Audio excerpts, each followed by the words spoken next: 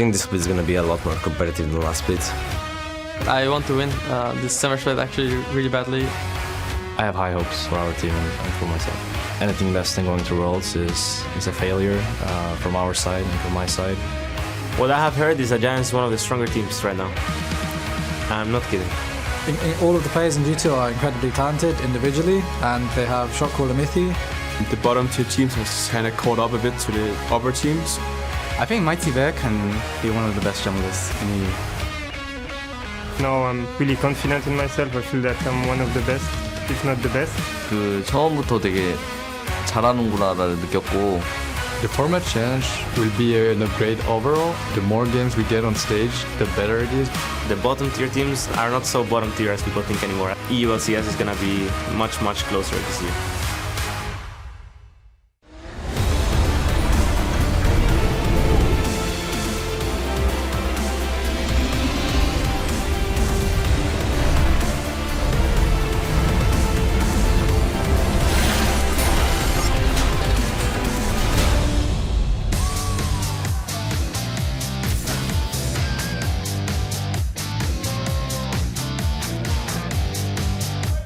Hello everyone and welcome to the LCS studios here in Berlin, Germany, where the 2016 summer split is fully underway.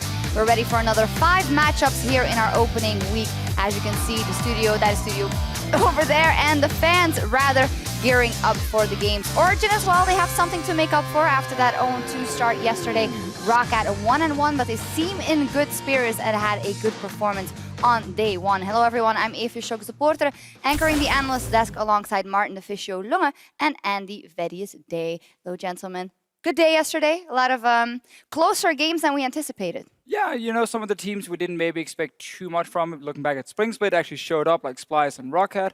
Some exciting games, also Schalke, of course, looking fantastic. Yeah, I know you're a big fan of Schalke. Personally, I was really excited to see what Giants had to offer. Knight in particular, I think has a lot of potential moving forward. Yeah, definitely keeping our eye on him. And after the first day of competition, 3 teams are on the top of the tables after 2-0 victories yesterday. Schalke, as said, but also Fnatic. G2 with 3 points each, and then OG, the UOL, and Giants without any points. And I thought it was really interesting. A couple of people commenting in our opening video there that the bottom tier teams definitely aren't as weak as they have been, and that it was going to be much more competitive overall. Yeah, I think that was the big story for us as well, looking at the entire off-season, because every single bottom 4 team of Spring Split actually improved in terms of roster changes. You know, some of the weak members got removed. We saw Schalke upgrade in the mid lane, Splyce upgrade for supports. Of course, ROCCAT picking up 3 new members. So yeah, they all look much better. Now the question is, can they start challenging for the top spots? Are we just looking for more teams fighting for a top 6 potentially and not a top 3?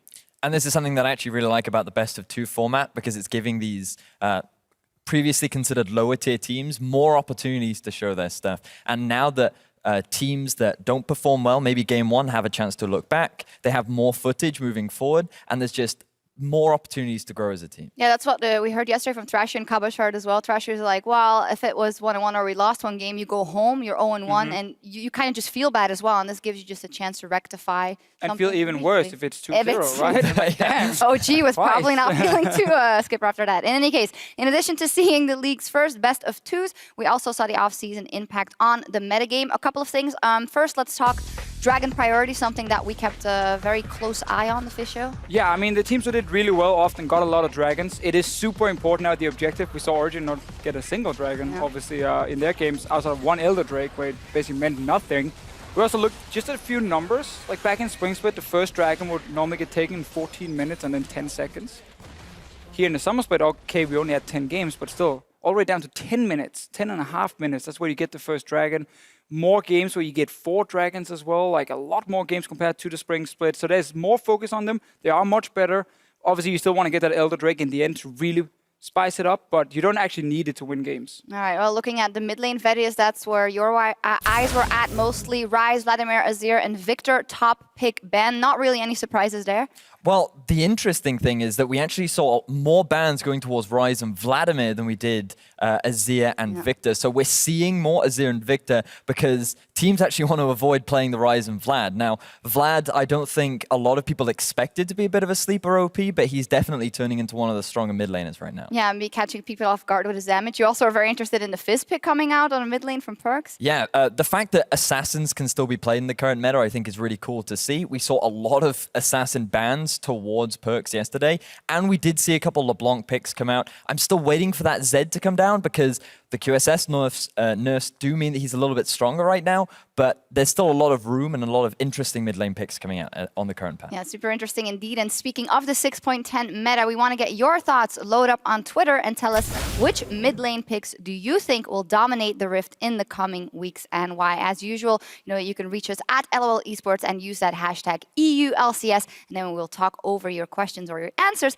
later in the day. Now we'll see how the champion pools deepen today in just a few minutes as we take a look at our first match up in the arena on EULCS1 as Splyce faces ROCCAT, followed by Giants versus G2 and H2K versus Schalke. And over on EULCS2, we will see the Unicorns of Love taking on Origin and Fnatic versus Vitality. Okay, so if you had to pick one, which is the most hyped matchup for you guys? Only one.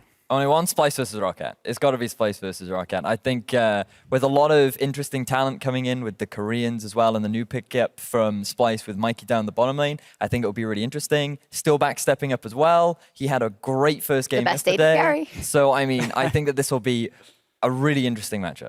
I mean, I'm going to take the easy one for Fnatic versus Vitality. Also because Vitality didn't really show up yesterday. Seem to be some issues still. I have a lot of questions about Police as an AD carry. I actually don't think he's good enough to be in a team who will challenge for the #1 and #2 spot here in Europe. But that's something he needs to show today against Fnatic. And I want to see a cleaner game compared to what we saw against Giants from them. But also gotta just sneak in a second game here, just sneaking in very quickly. Schalke versus H2K. Because I want to see if Schalke can actually continue what they showed yesterday, or if it was just Unicorns being really bad right now, and that's why Schalke could just run over them. Yeah, just to add on to that, I mean, H2K did show a couple. H2K showed a couple growing pains in their first game against ROCCAT. ROCCAT did play well, but there were obviously a lot of big mistakes from H2K in that game 1. They rectified them game 2, so coming into today, I think it will be a little bit more interesting what they have to show, but it does show that there are a couple of weaknesses that can be taken advantage of. And I'm taking a look at all the other games because in short, we just want to watch everything. Now be sure to stick around after the final game of the day as well for the post-game lobby where we will recap all of today's and yesterday's action with our panel of experts, come to foregone conclusions after week 1. You know the drill. But now it is time to focus on our first series of the day, starting with Splyce versus ROCCAT here on EULCS1. Both teams with a one-on-one on day 1. Splyce on the one hand versus Vitality. ROCCAT on the other hand, as you said as well, versus H2K. And as we said, this is a good example of the teams that had gone through changes. You didn't expect them to be at the top of the table in summer, but they have started off very well and shown some things. Yeah, if we just look at the rosters on paper, maybe we would say, nah, probably not going to challenge for like a top spot, really. ROCCAT, though. ROCCAT, I mean, okay, yeah, ROCCAT had a lot of good changes here, but we need to see how the two Koreans, Perang and Raze, are playing first. With Splyce, I just heard so many good things about them in the offseason. How well they were doing in practice, how they were fixing so many issues, and Mickey, of course, the new support, being so active as well. So that's great for Splyce. Same for ROCCAT, though, with Raze, Perang and Stillback. Yeah, I mean, the pickups from what we saw yesterday of the Koreans, they didn't have the best performances. Perang yet to really show his stuff. He was put on the Echo, so, I mean, being that tank in the top, really not given the opportunity. But the Thresh plays from Raze, maybe a little bit too overeager at times. Stillback definitely made up for that, though. His positioning in those team fights, his Jhin, 3-0 and 10 at the end of that game, absolutely phenomenal. Really enjoyed that. And I have this little fake watch list I've just written down here in my head as well. So it's real, you've written it down? It is real. Of some players who you maybe don't expect to become, like, should we say, star players during this split, or maybe you don't expect that much from them. And there are actually 3 of them in this game, which is kind of funny for me. In Mickey, of course, the new support for Splyce, who's very, very good, 17 years old. Then there's Trashy in the jungle, who didn't show much in the spring split, but he's been doing better and better, especially on stage. And he was very good yesterday for Splyce. And then, of course, the last one is ROX for ROCCAT, who's a guy who's slowly just been getting better. He's a little bit inconsistent, but I think when he shows up, he can actually be really good. And these 3 guys, just pay close attention to them in these 2 games because they will be very important. And what makes this matchup even more interesting for me is I could see this down the line when we've got way more games under our belt, week 7, week 8, being a decider game. Both these teams matching up against each other, and it could be that playoff 7th place spot that these two teams could be fighting for moving down the line. So taking a win here could be very impactful moving forward. Yeah, we will see what happens in that match. But moving on to the matchup taking place in the LCS studio on stream 2, it is the UL versus Origin. Well, they didn't have the best start. 0-2 on day 1 of both of them. And based on day 1, you could say that they look like they've lost the offseason, which was our Twitter question yesterday as well, but they just didn't show up. No, I mean, again, they faced G2, a team we expected a lot from the start with these players, and of course getting a full bot lane over from Origin. And yeah, when you lose Sven and Mythi, the best bot lane in the West, you always lose the offseason. Like, there's really no way for you to win the offseason that way if you're Origin. For me, it's just about how good can they actually get now during Summer Split. Can they challenge for some of the top spots? Will they just make playoffs and then fall out or drop out in a quarterfinal? That's the big question. Well, the thing we have to remember is that OG at the start of last season did not have a great way to kick off that season. So time, I feel like, could solve a lot of the issues. UOL maybe need a little bit more time. Exile in the mid lane, I feel like he really did struggle against Fox. Oh, yes. He was really showing, like, hey, welcome to the LCS. This is the caliber of mid laners you got to play against now. And I think that there's still potential there. I don't really like to use the word potential, but Unicorns of Love, we talked to Sheepy, he's really confident in the roster. He thinks that with time, they could grow it into something great. And it is only the first week, so I don't want to make too many big accusations. No, but in time, you also have to be honest about the fact that we are in the summer split, so you better hope that the players that you've picked up are the right ones for the role. And they only got 10 points if you look back at the spring split, even though Unicorns never actually missed playoffs as a team in the LCS. This roster, with the start they had, and so many question marks, honestly, I wouldn't be surprised if this was the first Unicorns of Love roster that didn't make playoffs. And I think actually they will settle with fighting to avoid promotion tournament. But again, it's day 1. Yeah. We've only seen the 2 games, but there were so many issues. And a lot of the other teams actually showed up from the start. Yeah, and still the Unicorns, somehow they always manage to make it to playoffs. We'll see what happens. Enough from us. It is time to get onto the Rift, so let's send it over to our casters and get into the games.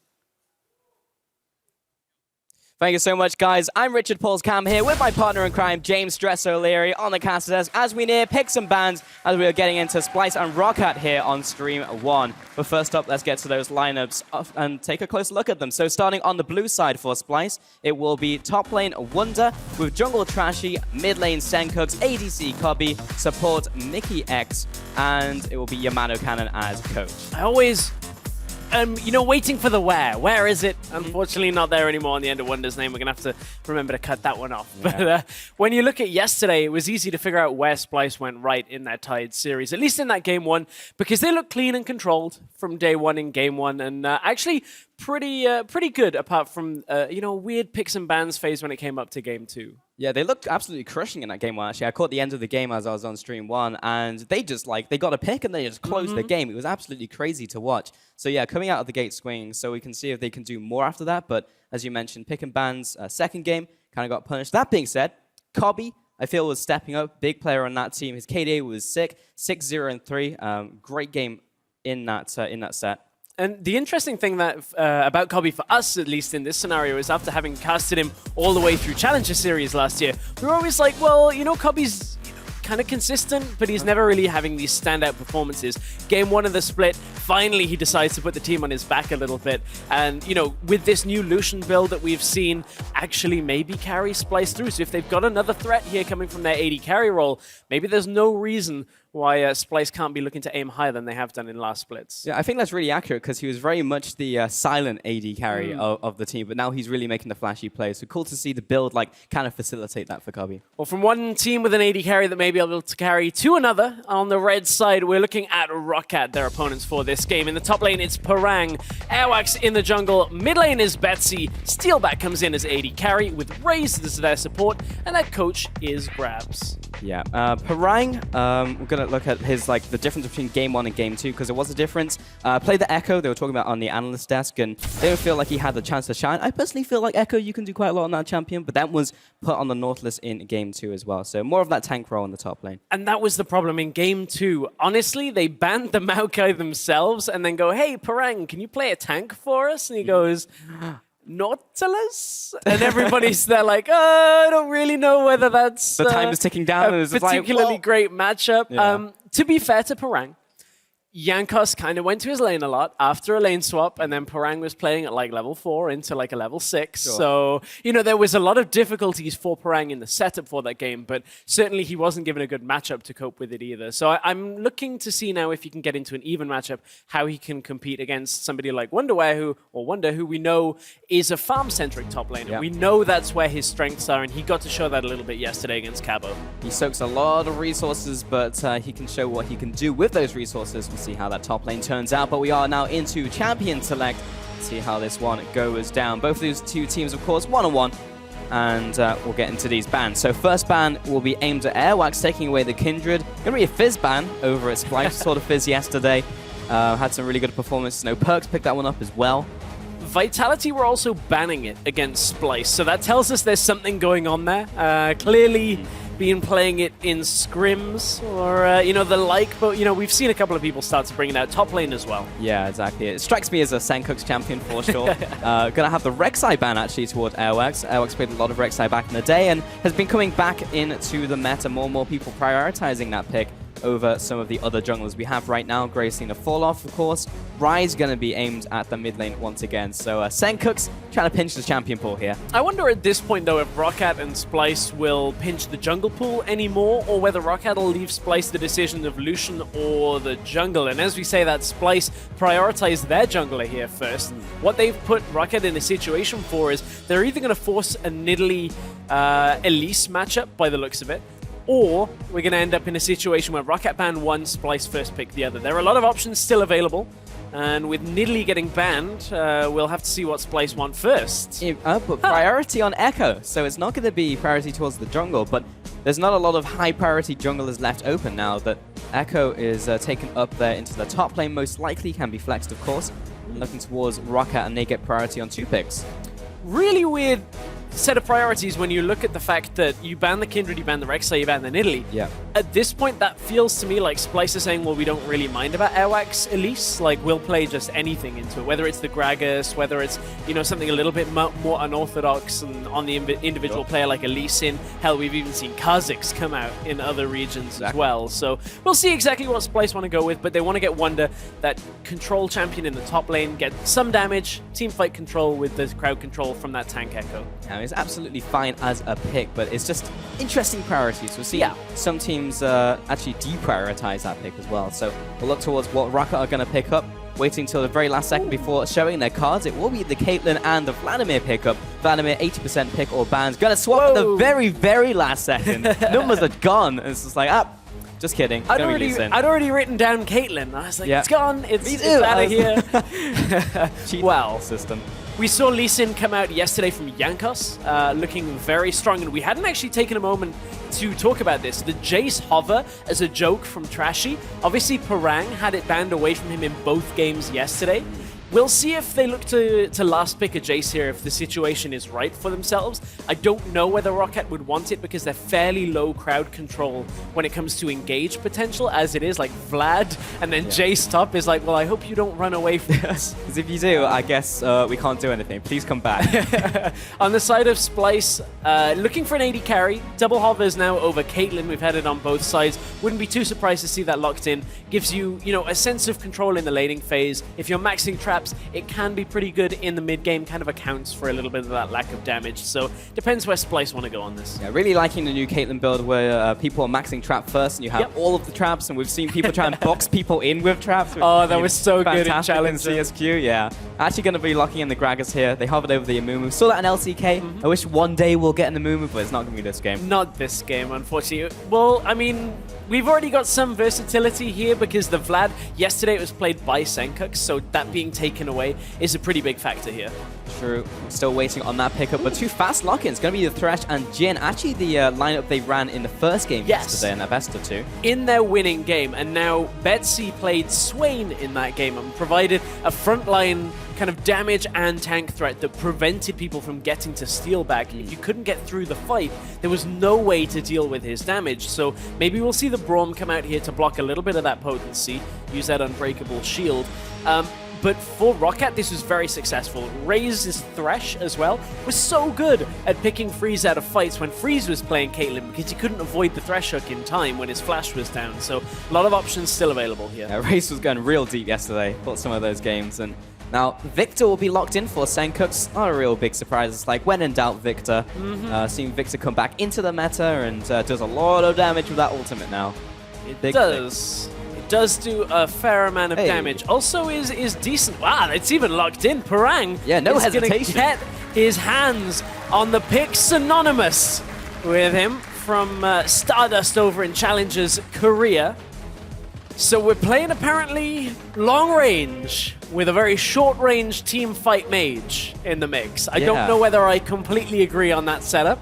A lack of crowd control outside of hooks and kicks, which are on single targets, but if you chip him down and Vlad can somehow get in range, but maybe by taking a ghost, something like that, maybe it kind of can work. This is an interesting composition here, Stress. I mean, this is like kind of a mismatch, but you can see how it can work at the same time. Maybe getting a flank off with the TP. And then on the other side, you've got Splyce with a very quintessential 6.10 comp when you look at it. You've got a Victor in there, you've got Echo from the top lane. Caitlyn. You've got a secondary tank coming out of the jungle, so it's all good. The Caitlyn there. So this could be the real test now for ROCCAT.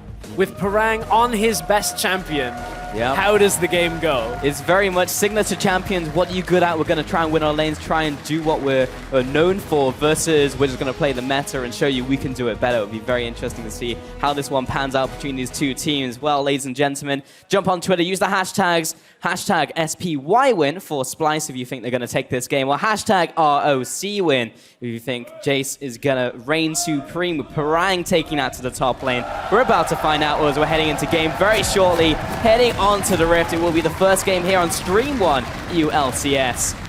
We'll see what happens when we hit the Rift. I love it. I asked yesterday on the post-game lobby, I was like, is it a pick? They're just going to go, give me it if it's available. Will it be 100% pick ban? The answer so far is yes. Parang straight away, no hesitation.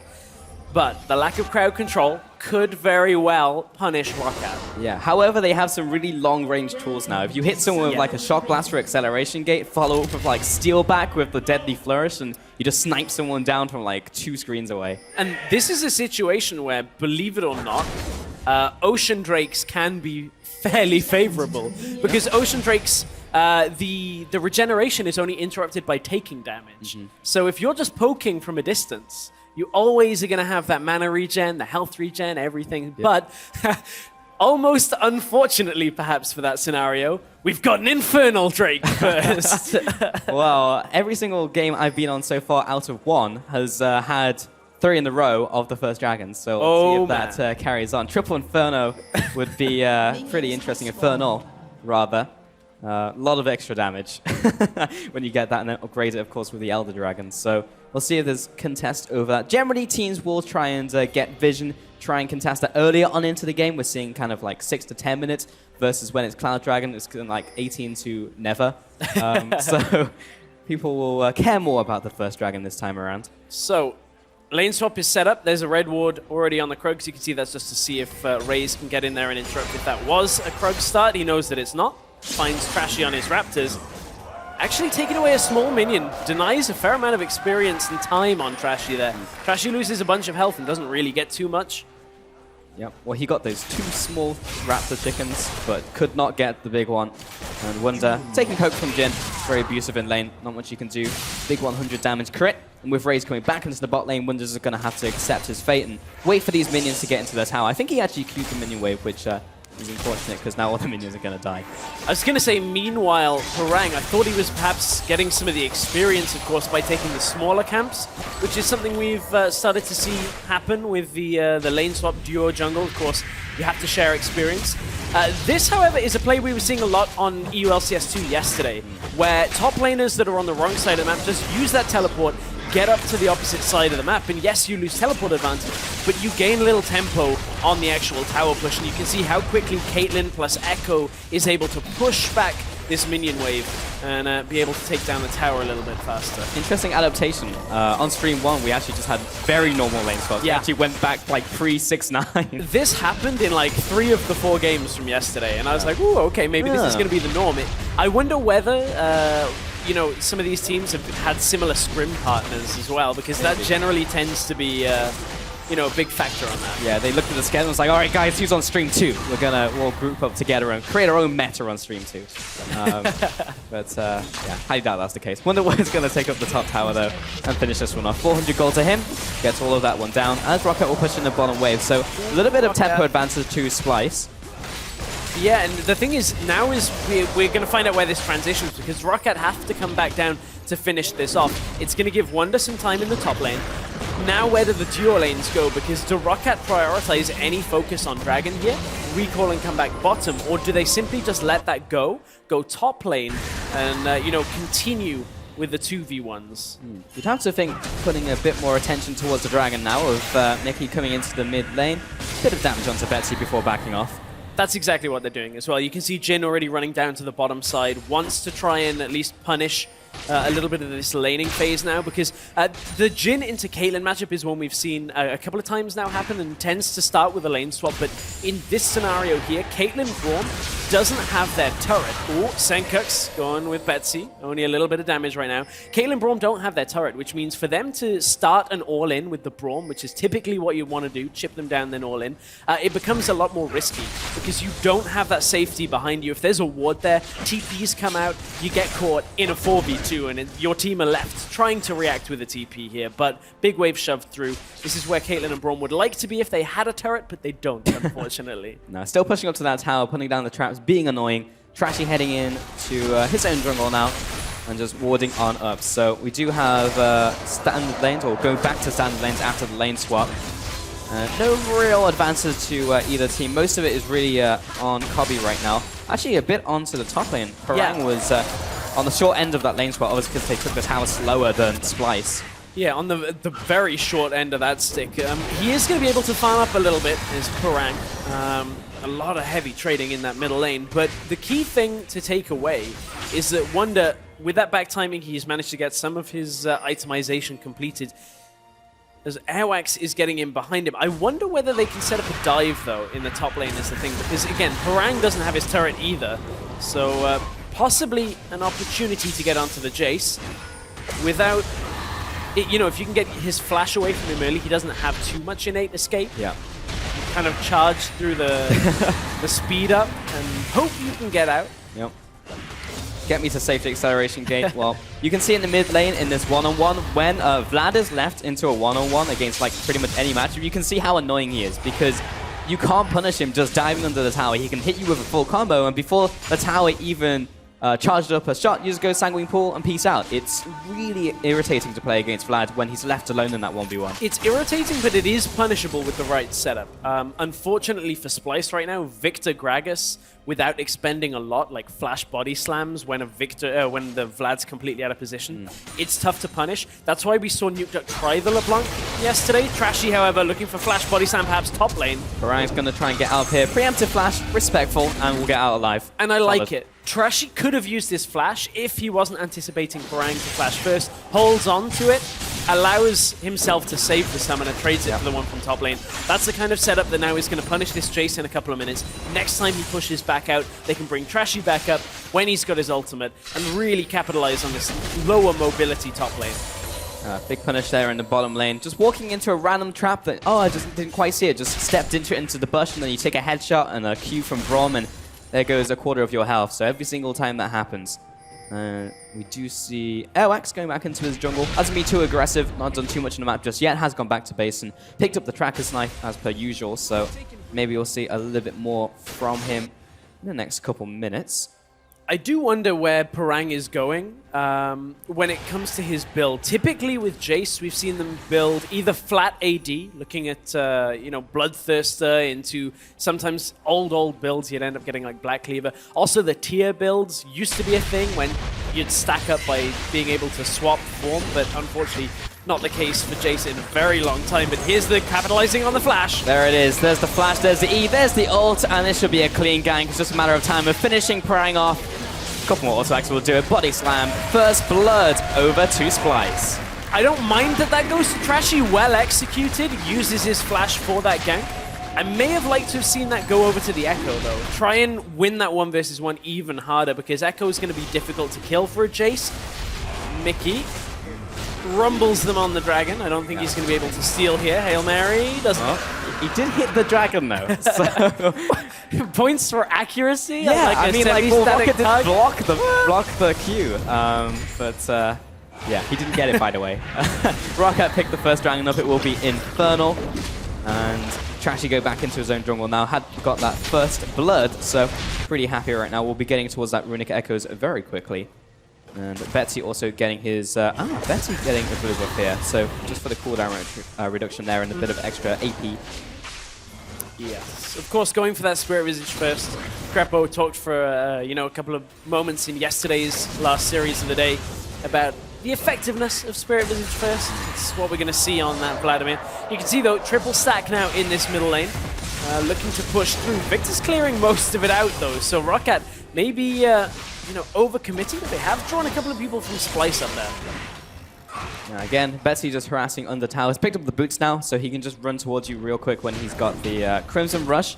And if you haven't bought boots yourself or just not a very fast laner, then you just got hit by the Q because it's point and click and there's not much you can do about it. Slowly being chunked down, and as pretty much every non-sustained matchup into Vlad, eventually he'll just grind you down. Top lane now for Rang. Has gone for the tier, as you mentioned, doesn't get the stacks anymore from Transform. Back when that happened, that was absurd. That was, like, yeah. Oh, he's got stacked tier in like 10 minutes. It's like, okay. That was such a long time ago. Thankfully, he will, when he gets Manamune, be able to use the autos to get it up. Sure. So it's, it's still stacks, not He'll still too get it slow. fast, yeah. But I think the real difficulty for ROCCAT, outside of their lack of crowd control, is also their lack of, regular style tank. Because you've got Vlad, who will become tanky, but also kind of trades off in the the exchange of health for then replenishment and damage as you utilize his skills. You've got a Jace who wants to build pretty much flat damage, maybe a bruiser item in there somewhere. Lee Sin that kind of wants to go damage in that hybrid role. So there is a portion of me that's like, oh, ROCCAT, you don't have crowd control, you don't have tanks. This is a very delicate composition to make work. So we'll see if they can get Betsy far enough ahead that he can get into the fights very effectively. But you can see this top lane, Parang kind of having difficulty with locking down Wonderwear. Yeah, I think delicate's a good word for this composition, but I'm also excited to see what Parang can do on his Signature Champion. ROCCAT is going to come into the top lane. There's the kick onto Wonder, looking for this Chrono Break back to tower. Takes an accelerated shock blast as Parang will chase after. Good Q, Time Winder coming in from Wonder. And Trashy comes into the top lane as well. Oh, you know you want to do it. He had the opportunity to safeguard to a minion and then click Q. With Trashy being there with ultimate, it would have been bad, but it would have been fantastic. Knowing that Parallel Convergence is coming up, though, that's a dangerous game. I mean, Gragas, as soon as he goes in, he would have been CC'd and just dead before he could do anything. Oh, his mind was telling him. Yeah, it's just that moment as a Lee Sin player is just like, maybe I could finish him off. But you can see Parang just happy with that trade. They managed to bring ROCCAT into that top lane. Good warding, though, on the way up, too. They've now spotted Trashy looking to capitalize on this top lane. A flash is back up for Parang, so no easy gank potential onto him to secure a kill. But still, there's always going to be that factor. If Jace pushes out, come in behind him, look to at least burn his flash. For sure. Senkuk's farming up the jungle as well, finding it a little bit hard to lane against Betsy, but still, there's actually not a big farm differential between the two players, only very slight.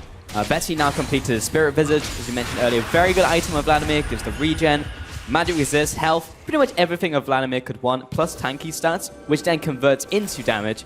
So, could not be better, really, for Vladimir. Your prophecy may have some legs here, Pulse. Yep. Second Infernal. Second Infernal is on the cards in a few minutes' time. That, however, is the other side of things. If you now give Vlad another Infernal, or the Jace, another Infernal Drake, and you just have given them like 16% extra AD or AP, yep. That still is gonna do a fair amount, even if it's 2 and then it changes. Like, and then you get like an Elder Dragon like on top of that as well. Also, think of Jin, who has like all this AD anyway, which is going to multiply even further. Yeah. So Jin's going to have like an absurd amount of AD in this game, so definitely want to keep track of that one. Cubby and Nikki still been landing away. Still a little bit behind Steelback and Raze. But we've had action kind of go into a lull for the last couple minutes. 30 minutes into this one. Next dragon is up in a minute. I feel like might have a bit of a contest over that. Senkox. Airwax is coming in. Betsy is forcing him off to the side. Comes in with a Hemo play. Going to be flashing away from Airwax, but he won't be getting to safety. Hemo play will finish him up, but that's a 1-for-1 trade. Airwax was caught under the tower. Betsy will have to fly away. And Trashy with the great counter gun. Steelback came up through the jungle as well, which meant Trashy couldn't capitalize on Betsy being low. They do get the flash 1-for-1 overall from what should have been a fairly clean-cut gank onto Senkox there. Senkox gets a whole lot more than they were anticipating out of that situation. Trashy's now at 2-0. It's a good start for the jungler. But generally, this game is roughly even. Back and forth we go on the gank. So Betsy, not a lot of minions here, so even after he pulls, it's all now the aggro onto Airwax. That's the unfortunate thing in this situation. Betsy's like, hey, I can get rid of the turret aggro. And Airwax is like, yeah, but now it's on me. And I'm not very tanky. Unfortunate, but oops. Yep, didn't quite work out in that one. But honestly, I feel like Betsy may have just had enough damage to finish off by himself, but Trashy reacting to the jungler's presence was able to turn that into a 1-for-1. Both the kills on him though. Would have been nice if like they'd gone to maybe the solo laners, Wunder or Senkox. Still, Trashy's going to be big. He's got the runic echoes already going into his tanky items. Meanwhile, on the other side, Betsy, he could be going either way right now. Could be going to the Warmugs or the Rylai's. Two options for him right now. Typically go for the Rylai's if you're ahead in lane. Just picked up a kill, so it wouldn't surprise me. Splyce are grouping around for this dragon, though. Don't want to let the second Infernal go over to ROCCAT. Raze playing the bait game. He's like, 1v4, they'll never assume this. I think they'll never know I'm alone. Yeah, you just act so confident as a support that people have to respect you. Well, there must be three there must be three people, but you can only do that when they have no vision and you're sure of that. Otherwise, they're just like, what is this Thrasher doing? And then they just kill you. Airwax is taking up this blue buff, and again giving it over to Betsy, it looks like. I heard a flash somewhere. Yeah, it was from Raze, and they've aggressed from that Drag Assault. Wax with the kick right into Mickey X, but he's actually going to pop the ultimate on the rest of his team, setting them up, and Airwax is going to get slowed down as well. Wonderware with the easy cleanup on the backlines. Parang getting chased down. He'll find one, but will fall in return. That's another kill over to Splyce, and Betsy is now by himself, but he's still at full health as a 4-for-2, but I'm not counting Betsy out just yet. Really hectic fight, though, in that scenario. Senkox and Kobe got a massive amount of damage down initially, and that's what really allowed them to secure the fight. Betsy couldn't find his way in at all, and we're now 1-1 on Infernal Drakes. Very good for Splyce, taking that one away. Has the prophecy become true? It has. It's a third Infernal Drake. Fantastic. Oh, man. This is going to be one explosive game if this continues to just be Infernals and Mountains. So this was the start of the fight. We didn't quite catch this. So they caught out Trashy. Raze did not get the hook. Was not expecting Trashy to kite down. Watch for the cross damage now from Kobe and Senkox. Onto the backline. Raze and Airwax get completely shredded as they were running away from that. Betsy's in the fight, but he's not near anybody. He's only near Senkox for the entire duration, so actually can't get his damage off. Yeah. This is one of the effects we were talking about with the lack of crowd control is Betsy can have damage, but if people are just walking away from him, until he's got something like a Rylai's, which he's building, very difficult for him to stay on top of a target. I think the biggest thing for me in that last fight was how well Airwax set up Mickey for the engage. Kicked him right into the middle of the rest of his team. It's just like, guess I'm just going to click R now and then hit everybody. So kind of an unfortunate target to hit into his team. So we'll learn from that mistake. 2-0-1. Betsy is getting stronger in this game, but the rest of his team is not quite in the same boat. Is generally been dying over the map. And again, going to have to question the composition here because, as you said, it's a fragile composition, it's a difficult composition to play, and kind of have split goals here. And the range composition are constantly getting caught up in fights where they can't deal with all of the AoE and the team fighting prowess of this very meta composition that Splyce brought out. And that's the difficulty, that the ROCCAT don't seem to be quite on the same page for that. As Curtain Call comes out, Airwax wants to go. Yeah, Betsy's Mickey here. Playing catch. Betsy coming down into the fight. Used the TP. Mickey is getting chunked down real fast. Airwax should be return killed here, but not going to quite happen. That's going to be another kill in return. 1-for-2 so far over to the side of ROCCAT. And Senkox only now joins the fight. as the fight dissipates backwards, Senkuk's not really having too much effect. Betsy utilized that TP when Senkuk didn't have his. He wants to go! Flashing in, Tides of Blood, Q, Crimson Rush, and Raze still back right behind him. He's chasing them down. Still has the movement speed, doesn't have the Rylai's just yet, otherwise that would have been a confirmed kill. Absolutely would have been, and you know, Betsy right now is relying on when he can get into a fight, the fact that he is running Storm Raiders, so as long as he can get the first amount of damage down, chunk somebody, he can start to keep up with people, but if he doesn't get there initially, it's so difficult. But this is a great TP play. In behind Splyce, as Splyce were pushing up for the turret. And this is where the long range mixed with the short range actually works out for them, because they were able to keep Steelback back for a lot of the fight. Unfortunately, maybe a touch too far back, because then he's not able to continue to follow up. The hook didn't land, the lockdown did not land from Jin either. And there was no finishing blow from the rest of this. It was not. But there was still a lot of damage from Betsy. Like, just one combo, half health Senkuks. And now that he's got the Rylai's, that will help him in those type of scenarios where he's having to chase people down. And we'll see what his next item is. We've seen Warmugs and Zhonya's. Typically from here, you'd go for something like a Zhonya's. So you also get the armor stats, but a lot of the damage right now is coming from those AP sources before Kobe really gets rolling. Just as I say that, he picks up the Infinity Edge for the 2-item power spike, so yeah, probably now would like to pick up like a cloth armor at the very least. At this point, though, you got to look at it. For Splyce, they still have the far more straightforward setups for all of their fights. ROCCAT do need to utilize some of that long range to start.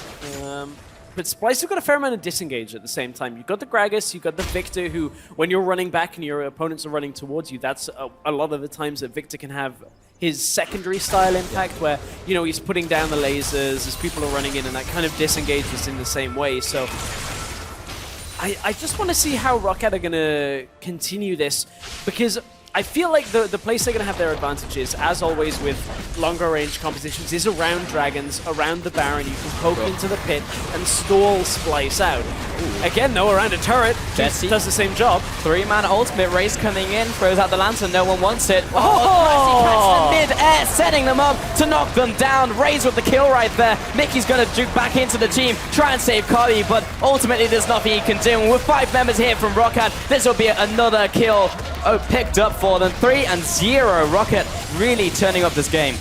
The drive-by hook, by the looks of it, gets blasted to the side.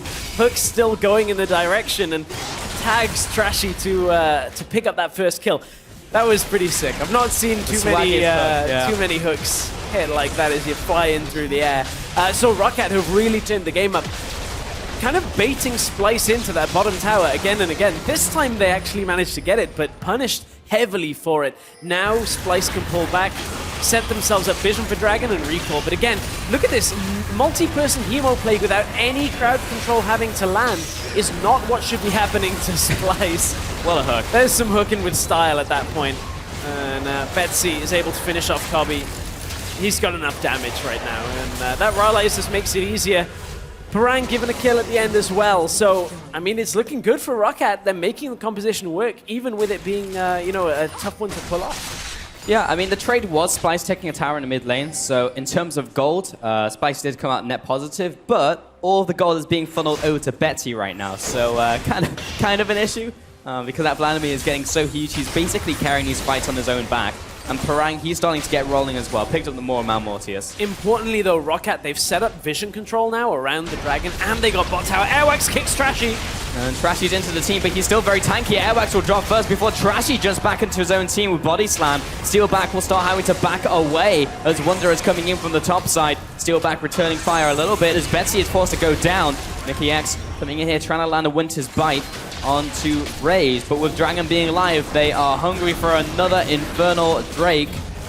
This will be the third of the game, and the second for whichever team takes it. Looks like Splyce have the easy secure here. Airwax cannot get the smite down. He's still in the respawn chamber, so that is 16% now increased AD and AP going on to Splyce. And with this team fight composition, with a Victor that just wants to burst people down, this could be a very fast set of team fights when Splyce actually get their hands on ROCCAT. Yeah, they have a lot of damage now. Okay, what's the next one? Stress, update me. It's going to be Cloud. Cloud, okay. Cloud. Well, the prophecy has already been fulfilled, so we can cross this one off the list and we'll go on to next game as well. But that does now raise an interesting point, because if this was Mountain, maybe Splyce would want to fight over it. Yeah. You know, draw attention down bottom side, because you can kind of assume ROCCAT can't rush the Baron particularly effectively. But now Splyce will probably say, well, we don't care about Cloud Drake. Let's go up to Baron and maybe look for the Baron bait. This is the situation where we may see a change in focus from teams because of the Dragon spawn. I think it's very possible. Really, at this stage, you don't want to fight over a Cloud Dragon. In fact, at any stage in the game, you don't want to fight over a Cloud Dragon. So now with Baron being live 24 minutes into this game... I mean, realistically, I don't even want to lose vision control for a Cloud Dragon, if I'm being honest. If you lose control and then have to push back up to an area, that can be detrimental. Maybe I'm exaggerating a little too much. Cloud Drake, if it does stack up, can have some uses, but certainly is if you get 3, yeah. Low tier Drake. Low tier Dragon. Unfortunately, at the bottom of the tier list, maybe times will change and the ugly Drakeling will turn into a beautiful dragon. See, because it wouldn't even help here because Wonder's in combat. Yeah, well, Wonder actually jumping back into Betsy. He still has his ultimate, remember, but with Airwax coming in, he's trying to predict the Q coming out, but he's just going to kick him right into Betsy. Wonder just got chased down and died. And the rest of Splyce had nothing that they could do.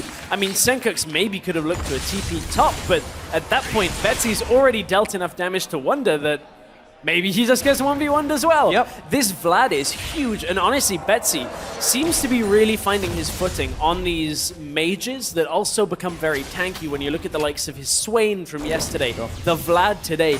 Pretty good performances, you know, providing a similar role, but Vlad and Swain, obviously the lack of crowd control and the way you're utilized is somewhat different. Also in this game, Wonder, he's gone for double armor items first before even picking up a Spectre's Cowl. Generally, you'll see Spectre's Cowl as a component left there until you need it. I definitely feel in this game he needs it, as Betsy has a lot of those kills, a lot of that farm on him. He's a big threat on that team now. And I have to feel that that's ROCCAT just swapping their lane assignments in this scenario, because they're like, well, we don't really want the Jace against the Echo. That's not a matchup that we're particularly happy with right now. Jace needs extra time. His tier is at 592. So not even fully stacked on that. So, hey, he doesn't have MR. Let's just go put our very fed Vlad up against him and see what an Echo can do. Oh, he's got this ult. Doesn't even give him much health back. I mean, also Vlad great in long lanes, especially when he has his Rylai's, because he's fast, he slows you down, and he'll just chase you forever. And you can beat Echo, who is also good in long lanes, but you can't run away from him. There's just literally nothing you can do, and so much damage, instantly clearing that wave. Unbelievable power. Man. He's got the Proto Belt. The Proto Belt is here. Going to give him that gap close. We were talking about how are they going to get the Vlad in. Well, if he can just blink himself forward. Not a very common item that we've seen in general, but Hextech Proto Belt does have an active, which will dash you forward a small amount. And then fire out some missiles, and they'll deal extra damage as well if they hit. Yeah, we've seen it a couple times. We saw it once in CSQ on a cannon, I think, and we saw it yesterday on a Vlad as well. Okay. Yeah, Proto Belt, fun item, very cool to watch. Little missiles come out. And it hurts. It hurts really a fair amount. They look like very small and they're not very spectacular, but when you get hit by one, you start respecting the little missiles. It's like the noisy cricket from Men in Black. Yeah, it really is, yeah. Shooting 5 missiles. Well, Airwax coming into the top lane. Nothing to gank right now because Betsy is pushing very far into the top lane. 273 farm on him into this game. Meanwhile, in the mid lane, Splyce is pushing down. And 1 minute 30 remaining on that dragon, but no one really cares. It's Cloud Dragon. It's Betsy is still pushing up the top lane, and no one's really dealing with him. Senkux is in the top lane now. He's got the short end of the stick, and he just can't really get near him. The thing is, no one man seems to be able to when you look at it. And I don't know whether that's going to particularly change, because even though, yes, they've got an Executioner's Calling on Cobby to cut through a bunch of that healing, unless they're in a 5v fight, which is not where Betsy is going right now. You see Senkux uses everything. Betsy blinks forward, gets a bunch of health back. Well, I'm full health again. Oh, he's not quite. Yeah, I was going to say, not quite. He's got Crimson Rush, but he gets a lot of health back real quickly. Mickey coming into the top lane, but Splyce are collapsing. No, from Trashy. There was already 2 people there, Airwax and Braze, so wasn't really looking for that fight to open up. And now rotating back into the mid lane once again. So Splyce finding it difficult to do anything proactive in this game because Betsy's shoving one lane, the rest of ROCCAT's rotating from lane to lane, kind of stalling everyone out. Parang's still farming. Parang's murdering Wonderwear in the bottom lane. Yeah, Wonder really has had this matchup start turning away from him now. Ghostblade was completed for Parang. You can see he pops Hypercharge, the W from Jace. Gets so many auto attacks out at a very high speed. Yeah, typically what you want to do with that ability is hit an auto attack first, and because it's an auto attack reset, looks like you fire 4 bullets. And a lot of damage coming through. Sometimes you can also swap forms if you want that melee form. The main reason for that is it looks really cool. The hammer just swinging super fast. It looks really cool. Okay. Yeah, typically you just stay in range form because range is good in League of Legends. Betsy still in the top lane. No one can really push him out. Like, you need at least 2 people, and even then, he will probably just run away. He's also nearly got Zhonya's completed, so if you ever do lock him down and catch him in between cooldowns, he's just going to hit Zhonya's, wait for the E to come back up, and the W will be on a fairly short cooldown afterwards. However, Mickey has been caught. He's into the box. Q comes out. There's the ultimate as well from Mickey. He's going to jump towards his team, but he's blasted back right into the meat grinder there as Betsy is going to go into the backline, try and put them damage onto Kobe, but he's being zoned away. Senkux goes a little too deep. Wunder now only entering the fight and immediately has to back away. Curtain call comes up and Kobe's got his dancing shoes on. That's one projectile landing, looking for the last one. Doesn't quite connect. 5 projectiles, 1 connect. Skill shots are hard, man, but for ROCCAT, they get themselves a good setup for that fight, and again, all they lose is airwax. Now, what that does mean is they can't instantly go up to Baron like they wanted to. The team was starting to move that way, but without the smite and Trashy still being alive, it's a little too precarious to go for it. They're going to push towers instead. Raze just checking if there's something over the wall. Mid tower goes down over to ROCCAT. Spooky noises as Steelback is in his last shot. And he's going to hit some more of that, but there at the start of the fight, Mickey just getting caught over. He tries to make it over the wall, but Airwax is going to stop him. Again, Betsy, though, is cutting his way into the fight, pretty much unopposed here. Gets onto Kobe, forces him to stop dealing damage, and that allows the rest of ROCCAT to output their damage in this fight to follow. And, I mean, from here, there's not a lot that Splyce can do with the start of that fight going so badly. And, you know, we were talking about Mickey having a great set of games yesterday, or at least his Bard game was fairly impressive. This game has been in a situation where he's been caught out a fair amount. And some of it has just been him warding, some of it has been him having to play a little more forward to try and peel for the rest of Splyce and get them out of fight. Splyce, we've seen this a couple of times from some teams where they're trying to rush down a Baron and they haven't killed anyone. They're now going to get poked down. Yeah, Brian's coming in there, but they might be just trying to open up a fight. One that gets hooked in by Raze, and Steelback is raining down fire from the left-hand side. Parang kind of leading the charge here. A lot of damage onto Splyce. Poke damage, big shot there coming in from Parang once again. Mickey, ironically, the guy who's meant to be blocking the shots, is at full health. And ROCCAT going towards Baron. But I'm not sure if they're going to start this one off. Splyce are continuing to get poked down. Kobe's having to go back to base. ROCCAT could start this. They don't really want to start it. I mean, at the same time, there's still this poke composition, so they don't want to allow Splyce to kind of group on them. They also heavily pinged the bottom tower to get somebody to take that big stack of minions that's down there. ROCCAT have themselves a lead. They don't need to throw it by kind of starting the Baron and going, hey, we pushed them back, right? This is enough time. We didn't kill anyone. Yeah. Because it's only a matter of seconds before Senkux, Kobe regroup, get themselves to the Baron, and you're finding yourself in a fight in the Baron pit against the team fighting team. We've seen a lot of teams already try and do these rush Barons, as you mentioned before. Giants, well, yes, they tried it. Didn't work out so well. Immediately, the next 8 minutes after that, they just lost everything they owned. But Splyce this time don't fully commit onto this one.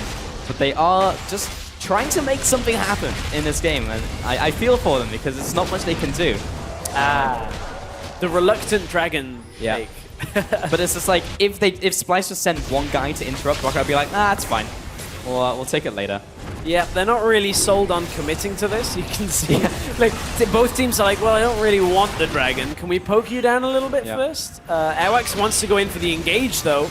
Coming in from the side, Senkux is going to find him, though. Alex jumps in, immediate interrupt from Trashy, lockdown, gets the kick onto a couple members, but not before Betsy can get in there. Gransfield comes up, a lot of help coming back right into the Sanguine pool. Razor's following after, but they managed to take down the Vladimir, and now the tables have indeed turned. Wonderware is leading the charge onto the rest of the remaining ROCCAT squad. Parang gonna drop, Wonderware still chasing after Steelback, locking him down, ace in the hole. And this last time Wanda should seal his fate. Steelback is going to fall for the ace over the Splyce. They found the fight they wanted. ROCCAT were reaching too hard to try and get the perfect engage, by getting Airwax over to the side. He wants to get Cobby. Trashy with a great block on this fight. Stopping the Lee Sin from getting the kick is what immediately puts ROCCAT on the back foot. Betsy then gets focused down by the front line of Splyce, and Parang hasn't been able to output enough damage. If that Shock Blast maybe connected, they could have got something done, but they capitalize on the good fight. ROCCAT get punished for having poor engage, and Splyce have put themselves right back in this game. They're on the Baron. And the Baron is dead. Going to be smacked away by Trashy. They're all going to go back to base before ROCCAT have even re-entered the Rift. And the Baron power play has started. The irony that the Cloud Dragon is actually the one that opened up the fight for Splyce. And look, it's still standing. Yeah. It was not worth fighting to like over. 100 health there as Steelback tried to net it with his 4th shot. And I actually don't think anyone's gonna take it, honestly. No, that's just gonna sit there for a while. Yeah. I mean, because Splyce are like, well, we've got towers still to push. There's a whole lot of stuff. This might be the longest living dragon we're gonna have in a while, unless Splyce turn to it right now. You've got towers to push, Splyce. You've got a wave in mid. You could push that out. 15%, or not even 15%. If it Okay. was 15%, it would be amazing. But I don't know whether I completely agree on prioritizing Cloud in the first minute of your Baron. Hey, they committed like what, 30 seconds to that play. But hang on, now they've lost the minion stack they had mid lane, which was fairly sizable. They've pushed around, turned around bottom lane, which is okay. That is one of the other things that they want to do. But now they're recalling with the Caitlyn and the Braum. You've gone from instantly acing your opponents, taking Baron, and having a lane set up to take down one of their inner towers, and you've recalled out now, wasted the first minute and a half of Baron because you're not able to push without that Caitlyn. Now they'll regroup on it. It should be okay to push mid as the wave resets, but I don't know whether the loss of tempo from taking Cloud Dragon there is actually viable and worth it. Well, ROCCAT are going to be absolutely fine with this because they have not had to deal with any push at all in the last minute and a half. Mid tower's going to go down, still holding the line at the inhibitor in the mid lane. Hook lands onto Cobby. That is probably the worst person they could have gone on to. Flash away for it about by Betsy. He's going to try and get into this fight. Raze died in the middle of that Chaos Storm. just kind of keeled over and died. Didn't even catch that one. It was just one of those spikes from the storm. Just he even tried to flash away by the look of things. Dance under the press all the buttons. It's like, oh, can't get away from this. Mickey playing catch this time. Yeah, he's doing a good job of that one. Mid tower's being sieged in, 4 versus 5. This will be a rough fight. Airwax, good kick to open this one up. Betsy doesn't quite want in just yet. Not really reading from the same page right now. Wonderware jumps in, but he immediately wants out. Betsy came into the team, but is also going to retreat to his team as well. Splyce all incredibly low, but so are ROCCAT. This is going to be a bloodbath here as Wonderware would jump in. Pick up 1, pick up 2. Will jump back over to Parang with the chrono break and pick up another kill. Looking for a hooker there from Raze. Doesn't quite connect. 3 for 2. Tempo to Splyce. And Splyce were playing with fire during that. Still 50 seconds on Betsy and Parang. Is there a world in which Splyce just looked to push for the win? Steelback is there. Wonder goes on him.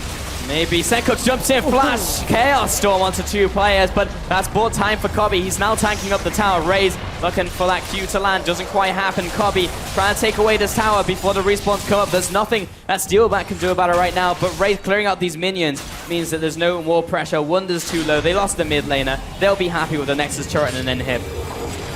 And from that Baron buff, they get nearly 5,000 gold lead extension for Splyce. So this was the kickoff of the fight. You can see Betsy manages to go in, and it looks like Betsy might be able to clean this fight up at the end, but actually just ends up getting focused down pretty well.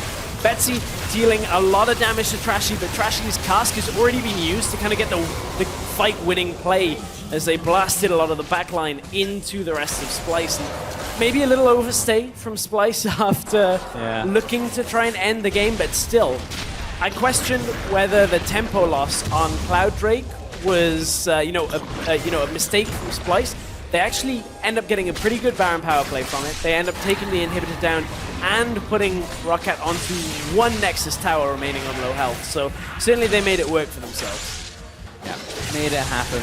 And next one will be Elder Dragon, so that will be worth taking. And Wonder is now very strong. He's picked up 4 tank items, is building towards his 5th. Mid lane, Senkook's equally doing as much damage as Wonder has tankiness. And bot lane, Cobby rapidly approaching making Caitlyn. I think he's already there. Only got 1 more item to go if he sells his boots. And ROCCAT just going to have to try and hold on. They still have this poke for them, but it hasn't really been that successful in this game because they haven't really found opportunities to leverage the poke from Parang and steal back. And Betsy has been one of the big carries because there's been a lot of fights and he's been picking up the kills. So it's been great for a Vladimir, but you have to feel if they had a more team fighty composition around the Vladimir, maybe the results could have been different. Well, this is the thing now for Splyce, is as long as they're warding their flanks, it becomes tough for ROCCAT to get a good start to a fight without Betsy TPing in from behind or the Lee Sin trying to come in from the side. So that's what ROCCAT have been trying to do, but it's been denied time and time again now by Splyce actually proactively warding and making sure they have vision control. As well as also Trashy just kind of blocking EULCS every turn. His body slams and ultimates have really been on point this game. Now ROCCAT will try and defend the mid lane. Bot lane is probably where the attention is going to turn from Splyce. Actually 1 minute towards the Dragon and Baron, so maybe they'll just hold up for these neutral objectives. Mickey is coming up here, taking away some of his wards and just pushing the vision into ROCCAT's jungle. And here's the thing about that Dragon for Baron. Is Splyce may actually just say, let's get Elder, if Wonder doesn't die here at least. Well, he's not taking a lot of damage, gotta be honest. That was Ghostblade popped as well. Because if Splyce prioritize the Elder Dragon, get themselves the 50% amplification on all of their other dragons, they're amping 2 Infernals and that Cloud, which means they can get to the fight faster and hurt ROCCAT in the fight faster as well. With a team fighting composition, the amount of damage that Victor will have will just be insane from that buff. So, I mean, Victor's at 740 AP right now. So if you infer from the 2 Infernals before, plus then amp that by 50%, he's getting like a ridiculous amount of AP from the Dragon. He gets a lot of mileage from it, that's for certain. ROCCAT coming out here. All these traps are being set up in from Splyce. And ROCCAT into this mid lane. They'll have to pass through the trap zone that has been set up by Cobby. Very cautious to set through these ones because they're probably going to receive a headshot. And because they're completely blind right now, they can't even see Splyce. EULCS wood over the wall. See that the Dragon is down to 50% already. Cobby hitting these with these big crits. Crashy as well. EULCS coming in from the backside. We'll be trying to set this up. Again, the trap line has been moved. Wonder where. Wonder just looking for this flank to go onto Parang and steal back. Disrupted the backline already. Raze is going to try and lock down Mickey, but Betsy is now the one-man army against 4 players. Wonderware is going to jump back to his team. He's shut down, but equally so is Betsy.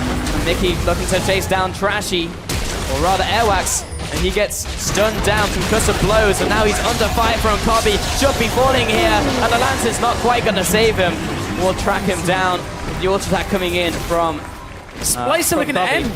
They feel like they've won enough from that fight. Betsy's not there. EULCS is dead. Splyce with 5 or 4 members strong think they can recall and look to end. Parang has a Guardian Angel. Steelback is still there but has no summoners. Splyce have to play this fairly carefully. They may just inhib them back out. Depends on how lucky they're feeling here. Oh, they feel lucky. Lining up the shot, both the AD carries. Looking to put down some fire, see if they can make something happen. Big crit onto Trashy. Parang trying to make something happen. He's got the Guardian Angel. He can be a little more aggro here. Raze is going to get critted down. Big crit out from Kalen. Parang is going to get chased down after. And Cobby is going to town. That will be the drop on everybody. And now onto the Nexus itself. And Splyce are just going to straight up finish the game. Another headshot to round it off. Splyce take game 1 over ROCCAT. Nobody could deal with Cobby at the end of that one. Far too much damage coming from that late game. Caitlyn, full build, was out. And Parang, you didn't see it on the screen, went into the Guardian Angel. Trap came down. 1 shot. Yeah. 1 kill.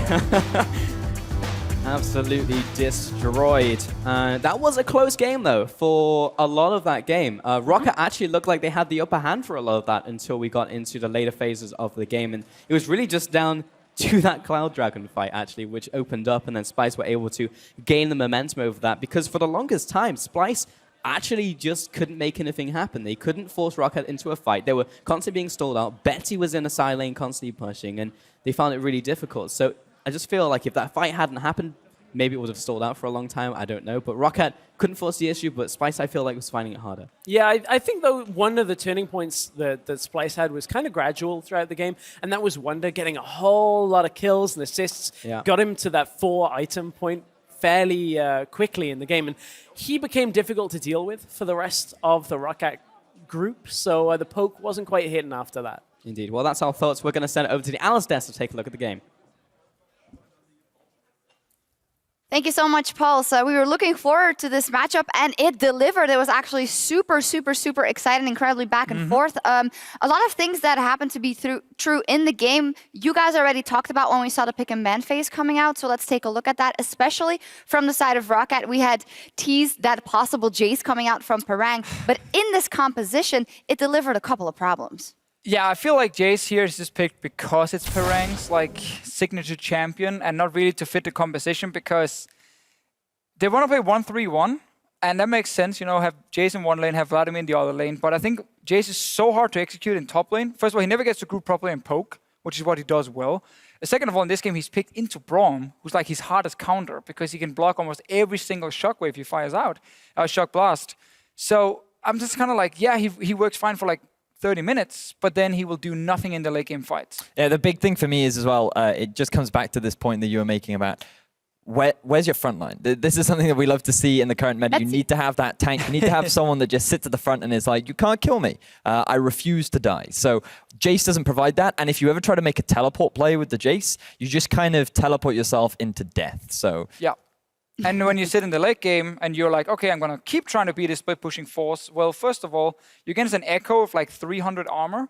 So you're not going to kill him, really. He's just going to kind of kite you around and he can just always jump away from you. And whenever you then TP into a fight, well, you talked a lot about this during the game, where's Jace going to teleport?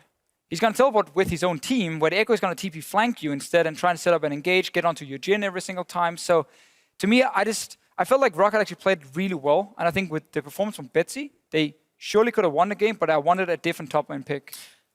See, for me, I actually thought that Splyce played an exceptional early game. Trashy, in particular, identified the 1-3-1. He put a lot of emphasis onto shutting Parang down, and he basically said, look, I'm not even going to give you an opportunity to carry on this Jace. I'm just going to shut you down as much as I can. They burnt a flash. They made a lot of great plays, and we have a fantastic replay that just demonstrates how well Trashy played, because they tried to get a pick onto him around the dragon area, and he just sort of dodges everything. He outplays everyone, and it was a really well-executed play just by Trashy to delay enough time to allow his team to then join the rest of the fight. So we are going to take a look at that replay because we do want to see that. We're just teasing it right We are now. teasing it. We're building it up. This better be good, Vedius, because... yeah, I know. I've set Trashy up for success right now, so he better not let me down. So you can see it's a little bit after, but a large collapse try to come down onto Trashy. He avoids all of this damage from coming down, and that buys enough time for the rest of Splyce to then get the collapse. And this is where you're seeing the useless Jace teleport. He teleports into 4 members. There's absolutely nothing that he can provide,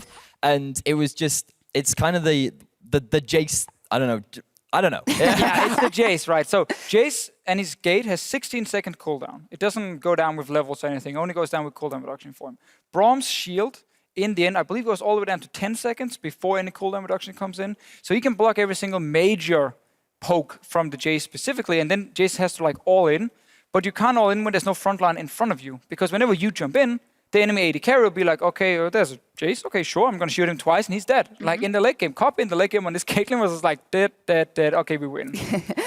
But you can actually set up plays with the Vlad TP, because he is an off tank. You go for the early Spirit Visage. Betsy had a fantastic early game building into the Rylai's to facilitate Had a great snowball. game again. Yeah, and I mean, Betsy has been performing very solidly throughout the LCS so far. Yeah. And I picked out another replay to demonstrate what you can do if you use the Betsy teleport flank instead of the Jace. So you can see here, a little bit overextended. Oh, this isn't quite the teleport, but you can see the difference that the Vlad has when he acts as the front line. He's just basically telling you, you can't kill me, there's nothing you can do to get rid of me. And this also demonstrates Raze with a really nice hook on Thresh as well. So stepping up a little bit more compared to yesterday's performance, but this is the difference that you have when you use the Vlad as a front line and have the Jace come in providing that additional support from behind, compared to having the Jace lead the fray with the Vlad behind.